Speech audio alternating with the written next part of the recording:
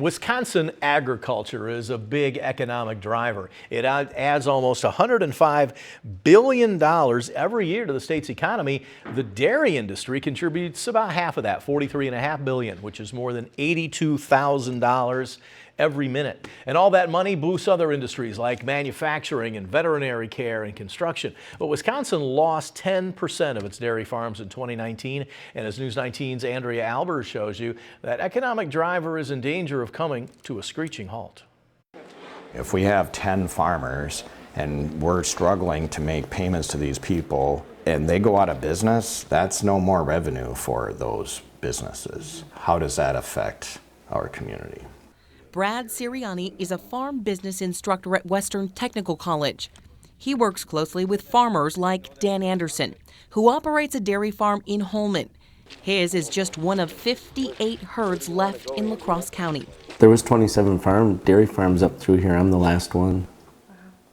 And I'm one of 5 left in the Holmen School District. Ag is an economic driver, but it also provides jobs. 11%, or around 435,000 Wisconsin jobs, are directly linked to agriculture. That includes the work that Travis Thompson does.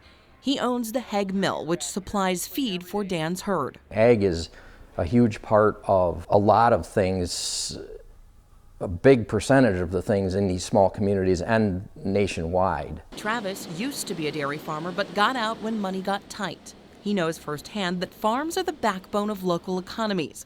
And if farms fail, those communities will suffer. It's immense. I mean, it affects everybody. You know, this business and ag affect just about every avenue that anybody's getting employed in this area. On dairy farms like Dan's, that responsibility is felt every day. Paying the vet, paying feed, and knowing that you support them families, you know, and it's not that I don't want to pay them. I don't have the money to do it right now. Dan says low milk prices have eaten up equity and at the same time raised the cost of production. If I had to do it over again, I don't know. You never want to look back. I mean, this is a way of life. You're not going to get rich doing it.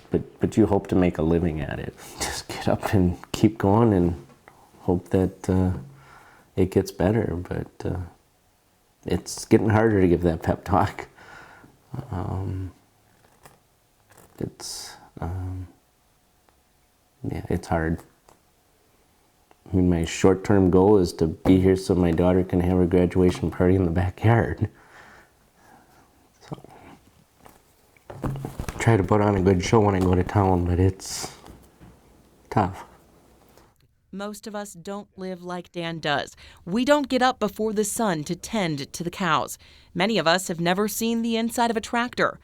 But we can understand the pride that is tightly woven into Wisconsin's dairy industry. All these guys in ag are doing a great job. They're working hard. It'd be nice if there was some reward for them, and right now it's hard to see that, you know. So we're hoping things the next few years are a little more positive.